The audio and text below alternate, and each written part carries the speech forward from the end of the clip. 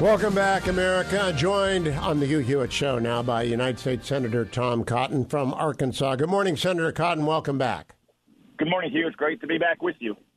Senator, I've got a column in the works on my particular view of why the Trump convictions will be reversed. Everybody's got a favorite grounds for appeal. What do you think is the biggest hole in the travesty of last week? Well, Hugh, the whole thing was a sham political witch hunt, reminiscent of Stalinist show trials in Soviet Russia. It's hard to know where to begin on how many reversible errors were committed during the trial. I thought Andrew McCarthy on your show yesterday did a very good job of running through a lawyer's analysis of it. But from just a common sense layman standpoint, I think most fair-minded Americans can look at what happened in New York and say that this was grossly unfair and unjust for Donald Trump. You had a prosecutor who campaigned getting Donald Trump, and you had a judge who was a literal Biden donor, specifically to what he called stopping Trump in 2020, yet that judge didn't recuse. So it's not surprising that the judge put his finger on the scales at every single term, committing what Andrew McCarthy laid out was probably at least 6 or 7 reversible errors. And the reason they did that, Hugh, is that they know that Joe Biden can't succeed on his own. He can't defend his weak, failed record of runaway inflation and a chaotic border and war breaking out all around the world. The only way he thinks he can beat Donald Trump is to weaponize their legal system against him. It's a very sad day for American justice and America standing around the world. Frankly, what happened in New York is the kind of thing that America would sanction a foreign country for, interfering in an election and trying to imprison one's political opponent, something you would expect to see in the countries of Pakistan or Georgia, Brazil, not here in the United States. Senator Cotton, it's very interesting you mentioned the Andy McCarthy podcast, because he did. I counted the number of grounds of appeals that Andy mentioned. There were 10 in that podcast. But then he and I exchanged messages because he didn't bring up my favorite, which you did, which is the fact that Judge Merchan contributed to Joe Biden and contributed to 2 anti-Trump outlets through Act Blue. And I spent the last 3 days researching this. I didn't realize, because I just didn't, I thought it was bad judgment, but not illegal. It's black letter law in New York that you may not do that. And he was sanctioned by the Commission on Judges, judicial oversight body, a private caution letter, not a public sanction, but which was not revealed. And that all happened in July of last year, and he still presided. I'm astonished by that. I'm also astonished that the media, there are literally 2 articles on Merchan and his conflict, one in the New York Times, one in Reuters. I can't find out why he got assigned to this case. I can't find out anything about him or about this disciplinary measure. Do you think that would be the case if it was Judge Cannon in Florida who had been sanctioned? Suffice to say, every commentator on MSNBC would be manning the ramparts if it were Judge Cannon in the Florida case against President Trump, or for that matter, one of the judges in the cases against Hunter Biden. But again, as you say, Hugh, this is not a close call. This is not like a judgment call that judges have to make during trial all the time and weighing the probative value of evidence versus the prejudicial harm caused by it, some of which I think is obvious grounds for reversible error as well.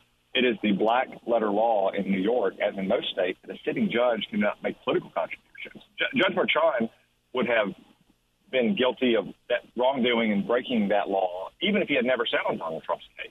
No sitting judge should be contributing money to partisan political candidates. It's akin, Hugh, to some of the rules that we had in the Army. You were entitled as a soldier to contribute money if you wanted to, or certainly to go vote, but you couldn't be driving around post, with a George Bush or a John Kerry sticker out. Or if you lived in on-post housing, you certainly couldn't be posting political signs out in your front yard. Every judge knows that they should not be contributing money to partisan political candidates. Yet Judge Merchan did, and I know that the libs' only rejoinder is, well, it was only $35. But as we've discussed before, the small amount in some ways makes it worse because he knew that he wasn't actually helping Joe Biden. He wanted to signal, though, to Joe Biden and Chuck Schumer and the New York machine, I'm on your team. I'm reliable. You can count on me. That is the only explanation. And I talk about that. You can read in the Post. You know, when I signed up for the Post, I agreed not to make contributions to political campaigns. I've usually been a fairly regular donor to Senate campaigns because I think the Senate matters the most. I may have contributed to you. I don't even remember. But I can't do it anymore because I got a contract that says you can't do it. That contract, by the way, is covered by an NDA, which is perfectly legit, as is my NBC contract, NDA, as is my Salem contract, NDA. NDAs are everywhere. People think they're unusual. I got 3 of them. Senator Cotton, you bring up Hunter Biden. My old boss from White House days has retired to run a golf range and a Cuban hot dog stand in Miami. But he and I have been following the Hunter Biden thing. I just proposed him. I think they're going to get jury nullification in Delaware because Delaware is a very small state. And everyone's going to know it's Hunter Biden. He's probably the most infamous relative of president ever. Billy Carter used to be it, or Bob Clinton, or whatever Bill Clinton's brother was, or before that. Do you think jury nullification is going to work there? Because it's an open and shut case. I mean, he falls. It's 18 U.S.C. 1001 twice. Well, Hugh, I don't know. I wouldn't prejudge what the jury will do there. As we saw in the witch hunt against Donald Trump in New York, the judge can greatly, decisively even, influence the jury's decision by excluding evidence, omitting evidence, getting rigged jury instructions. So I wouldn't hazard guess in advance of what the jury will do. I will say I read some of the coverage from jury selection yesterday, and it did not bode well for a jury that's going to be sympathetic to Hunter Biden. Almost every person who was released from jury duty during jury selection yesterday seems to have known Hunter Biden and have a very low opinion of him, which, frankly, given his many crimes and misdeeds, is understandable. I mean, he's apparently, to this day, he's still a deadbeat ex-husband refusing to pay the alimony that he agreed to. As you know, as I said on your program for many years where he admitted to it, he was refusing to acknowledge paternity for one of my constituents and pay child support, and even after he agreed to continue to refuse to pay it. You know, part of the underlying facts of this case is that he was having an affair on his wife with his brother's widow. So I can't imagine they're going to find many people who are too sympathetic to Hunter Biden's case and behavior, but you may be right that they find people who are sympathetic to the Democratic Party and Joe Biden. But again, in contrast to Donald Trump's case, where he didn't even know the charges against him, they weren't revealed in the indictment, they weren't specified in the jury instruction, it was like the Star Chamber. Hunter Biden, by contrast, has so many specific charges against him, citing a specific statute of the Federal Criminal Code, that he probably can't even keep them straight between 2 different jurisdictions.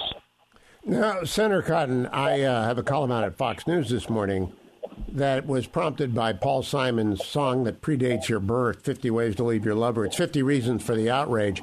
The outrage over the Trump verdict is like the Mississippi. And the Mississippi's fed by the Ohio, the Missouri, and 100 other rivers.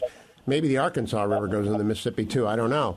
But lots of reasons for the outrage, 50 reasons for the outrage. Are you still, nevertheless, surprised at $300 million in contributions to the Trump campaign? And do you expect the donation tsunami to continue? Well, I'm mostly surprised by your lack of geographic knowledge that the Arkansas River does, in fact, empty into the Mississippi River. You should be happy that I knew there was an Arkansas River. I can't say that I'm terribly surprised, you. I mean, it is such a manifest injustice. I thought the callers you had on your show yesterday were telling people who have never contributed money in their lives to a political candidate. In many cases, as they said, didn't have a lot of means to contribute. We just lost the senator. He's probably... Oh, you're back. Go ahead, Senator. Yeah, so in a way, it's surprising. You had so many people on your show yesterday who said they'd never given money before to a candidate, didn't really have the means to contribute, but they stretched because they wanted to show support for President Trump in the face of this witch hunt. And right now, that's the single best way that they can do it. And I'd encourage them to continue doing it at President Trump's website or WinRed. But also would remind all of your listeners, especially those who are in critical swing states like Wisconsin and Michigan and Pennsylvania, that soon enough, the best way for you to support President Trump will be to get out and vote. And not just get out and vote, but make sure that your family and friends are doing so as well. They understand the stakes of this election, that we can have a return to the peace and prosperity that we had with President Trump and a Republican Senate for 4 years, or we can continue this socialist collapse of America that we're increasingly seeing under Joe Biden. Last question, Senator. Do you think that they're going to translate that initial jump into politics into volunteering for a campaign? I know you've run statewide campaigns in Arkansas and that you've helped out nationally, and you know what volunteers matter, but it's a big step to go to a contribution. It's another big step to become an activist. Do you think that's going to happen here? I think it will to some degree, Hugh. Obviously, some people don't have the time to do anything other than pitch in 10 or 20 or $50 on the internet, and that's fine. And I'm sure President Trump is very grateful for that. But I was struck, too, by the number of first-time donors that President Trump had. That means that not just they gave $10 at the end of May, but they could give $10 for each month between now and November. We used to say that, that would be like skipping a entire family meal at McDonald's. Now, thanks to Biden's inflation, it's like skipping a Egg McMuffin and a cup of coffee for yourself. But nonetheless, they can contribute every month from now and then. But some number of those, too, having contributed, having signed up for President Trump's donor list, I'm confident will also, when asked, as the campaign no doubt will, become activists, even if it's nothing more than being willing to sit down and make 10 phone calls that the campaign sends them later this fall to encourage people to get out and vote, to vote early or to vote by mail as state law allows them. So I think you saw not just an outpouring of financial support for the president's campaign, but political support as well, because so many Americans are outraged at this political witch hunt, and they remember the peace and prosperity we had during Donald Trump's first term. Senator Tom Cotton, always good to talk to you. Thank you for joining me, Senator. Safe travels down to the Capitol today.